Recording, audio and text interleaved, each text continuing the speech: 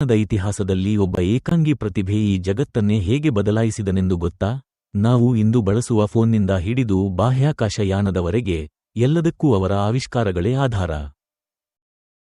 ಕೇವಲ ಸೇಬಿನ ಹಣ್ಣು ಬಿದ್ದ ಕಥೆಯಷ್ಟೇ ಅಲ್ಲ, ಐಸಾಕ್ ನ್ಯೂಟನ್ ಬದುಕಿದ ರೋಚಕ ಕಥೆ ಇದಕ್ಕಿಂತಲೂ ಅಚ್ಚರಿ ಮೂಡಿಸುತ್ತದೆ.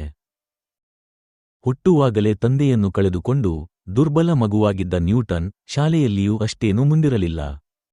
ಗಣಿತದ ಬಗ್ಗೆ ಆಸಕ್ತಿ ಬೆಳೆಸಿಕೊಂಡು ತಮ್ಮದೇ ಪ್ರಶ್ನೆಗಳಿಗೆ ಉತ್ತರ ಹುಡುಕಲು ಹೊರಟರು. ಒಂದು ಕಾಲದಲ್ಲಿ ಪ್ಲೇಗ್ ಸಾಂಕ್ರಾಮಿಕ ರೋಗದಿಂದಾಗಿ ವಿವಿದ್ಯಾನಿಲಯ ಮುಚ್ಚಿದಾಗ ಮನೆಯಲ್ಲೇ ಕುಳಿತು ಗುರುತ್ವಾಕರ್ಷಣೆ ಮತ್ತು ಬೆಳಕಿನ ರಹಸ್ಯಗಳನ್ನು ಬಿಡಿಸಿದರು. ಈ ಏಕಾಂತದ ಅವಧಿಯೇ ವಿಜ್ಞಾನದ ಇತಿಹಾಸದಲ್ಲಿ ಅವರ ಅತಿ ದೊಡ್ಡ ಕೊಡುಗೆಗಳಿಗೆ ಕಾರಣವಾಯಿತು. ಅವರ ದೃಷ್ಟಿಕೋನ ನಮ್ಮ ಜಗತ್ತನ್ನು ಅರ್ಥಮಾಡಿಕೊಳ್ಳುವ ವಿಧಾನವನ್ನೇ ಶಾಶ್ವತವಾಗಿ ಬದಲಾಯಿಸಿತು. ನಿಮಗೆ ಈ ವಿಡಿಯೋ ಇಷ್ಟ ಆಗಿದ್ರೆ ಲೈಕ್ ಮತ್ತು ಸಬ್ಸ್ಕ್ರೈಬ್ ಮಾಡಿ, ನಮ್ಮ ಚಾನಲನ್ನು ಬೆಲ್ ಐಕಾನ್ ಆನ್ ಮಾಡಿ, ವಿಡಿಯೋ ನೋಡಿ ಕಂಪ್ಲೀಟ್ ಆಗಿ ಕೊನೆತನಕ